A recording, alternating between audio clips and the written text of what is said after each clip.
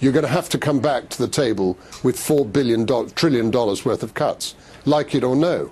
You cannot let your borrowing requirement get out of hand, and your ratio of GDP to debt is just getting ridiculous, as many of the European countries are. I feel absolutely passionate about this for the simple reason that I believe excessive debt could lead to the demise of democracy. I think it's that bad. A profound statement following up on now what we have, the super committee that's going to try to figure out what to do with some of this debt. That was David Buick, by the way. He's a market analyst. He's been watching the financial world for 49 years, and he really got us thinking, and certainly a lot of reaction from you, the viewers. Could the debt problems that we're experiencing right now lead to the end of some democracies, maybe our own, maybe others? So we're going to talk about it. Sam Channon is president of Channon Economics and a professor at the Wharton School of Business. Peter Schiff is president of Euro-Pacific Capital, also author of How an Economy Grows and Why It Crashes. And Larry Glazer is managing partner with Mayflower Advisors. Welcome to you all, gentlemen. It's a big topic, and we have a few minutes to try to figure out if we're going to see the demise of democracy. So good luck to us all, right? Peter, do you think there's a link here? A lot of debt will lead to the destruction of democracy?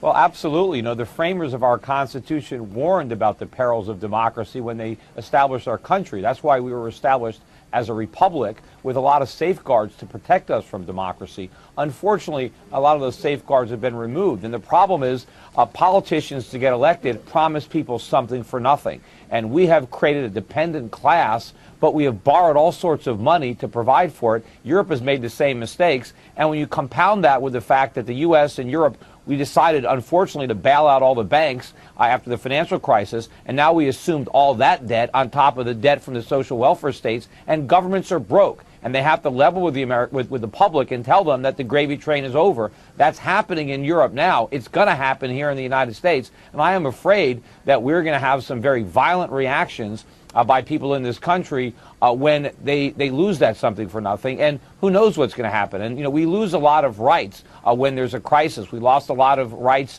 following September 11th. Sure. We're losing rights following the financial crisis. But when things really get bad, when there's shortages, when people don't have enough food, when they don't have enough power, when the dollar collapses and people are rioting, who knows what the government is going to do? You know, Jen, it's interesting. When we look at what the unfounded fear-mongering that came about the S&P downgrade, investors said credit card rates would soar and mortgage rates would soar and car loans would be unavailable. In fact, we haven't seen any of that. We've seen rates come down. We haven't seen any absence of liquidity. And we find that often investors may interpret this data. Well, Peter, we do see a weak dollar. You're right. But that's good for U.S. companies, isn't it? No, it's lousy for U.S. companies. It means it costs more to produce. It means raw materials get more expensive. It means imported components get more expensive. And it means there's no capital to invest because the capital is fleeing the weak dollar. Look, temporarily, you got a flight into treasuries. But pretty soon, our creditors are going to realize that you can't seek a safe haven from treasuries in treasuries. Foreign central banks are going to stop when we buying look our at the bonds, pillars of and the U.S. economy.